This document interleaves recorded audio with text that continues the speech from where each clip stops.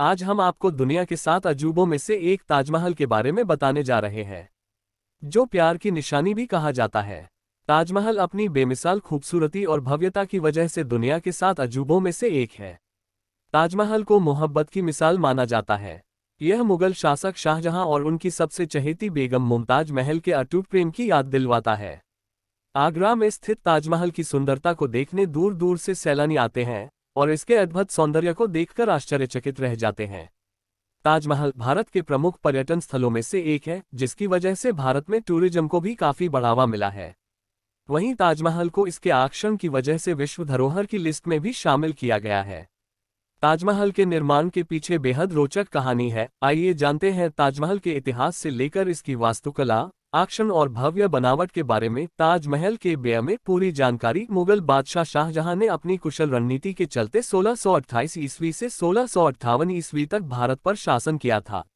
शाहजहां स्थापत्य कला और वास्तुकला का गुण प्रेमी था, इसलिए उसने अपने शासनकाल में कई ऐतिहासिक इमारतों का निर्माण करवाया था, जिसमें से ताजमहल उनकी सबसे प्रसिद्ध इमारत है, जिसकी खूबसूरती के चर्चे पूरी दुनिया भर में हैं। ताजमहल दुनिया की सबसे मशहूर ऐतिहासिक इमारतों में से एक है। मुगल शासक शाहजहां ने अपनी सबसे चहेती बेगम मुमताज महल की मौत के बाद उनकी याद में 1632 ईस्वी में इसका निर्माण काम शुरू करवाया था। आपको बता दें कि ताजमहल मुमताज महल का एक विशाल मकबरा है, इसलिए इसे मुमताज का मकबरा भी कहते हैं। मुगल बादशाह शाहजहां ने अपने प्रेम को हमेशा अमर रखने के लिए ताजमहल का निर्माण करवाया था। खुर्रम उर्फ शाहजहां ने 1612 ईस्वी में अर्जुमंद बानो बेगम मुमताज महल से उनकी खूबसूरती से प्रेरित होकर निकाह किया था, जिसके बाद वे उनकी सबसे प्रिय और पसंदीदा बेगम बन गई थी।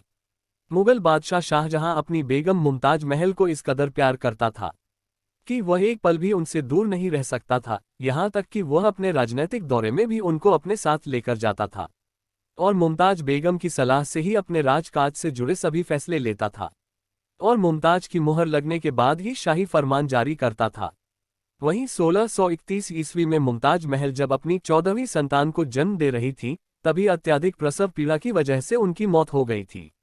वहीं शाहजहां अपने प्रिय बेगम की मौत से अंदर से बिल्कुल टूट गया था और इसके बाद वह काफी गमगीन रहने लगा था। फिर उसने अपने प्रेम को सदा अमर रखने के लिए मुमताज का मकबरा बनाने का फैसला लिया था, जो कि बाद में ताजमहल के नाम से मशहूर हुआ। इसलिए इसे शाहजहां और मुमताज के बेमिसाल प्रेम का प्रतीक भी माना जाता है। मोहब्बत की मिसाल माने जाने वाले ताजमहल का निर्माण काम करीब 23 साल के लंबे समय के बाद पूरा हो सका था। सफेद संगमरमर से बने ताजमहल की नक्काशी और सजावट में छोटी छोटी बारीकियों का ध्यान रखा गया है। यही वजह है निर्माण के इतने सालों बाद आज भी लोग इसकी खूबसूरती के कायल हैं और ये दुनिया के 7 आश्चर्यों में से एक है। आपको बता दें कि मुगल बादशाह शाहजहां ने ताजमहल का निर्माण 1632 ईस्वी में शुरू किया था, लेकिन इसका निर्माण काम 1653 ईस्वी में ही पूरा हो सका था। मुमताज के इस बेहद खास मकबरे को बनाने का काम वैसे तो 1643 ईस्वी में ही पूरा कर लिया गया था, लेकिन इसके बाद वैज्ञानिक महत्व और वास्तुकला के हिसाब से इसकी संरचना को बनाने में करीब 10 साल और ज्यादा लग गए थे। इस तरह दुनिया की यह भव्य ऐतिहासिक धरोहर 1653 ईस्वी में पूरी तरह बनकर तैयार हुई थी। ताजमहल को बनाने में हिंदू, इस्लामिक, मुगल समेत कई भारतीय वास्तुकला का समावेश किया गया है। उत्तर प्रदेश के आगरा में स्थित इस भव्य और शानदार इमारत को करीब 20,000 मजदूरों ने मुगल शिल्पकार उस्ताद अहमद लाहरी के नेतृत्व में बनाया था।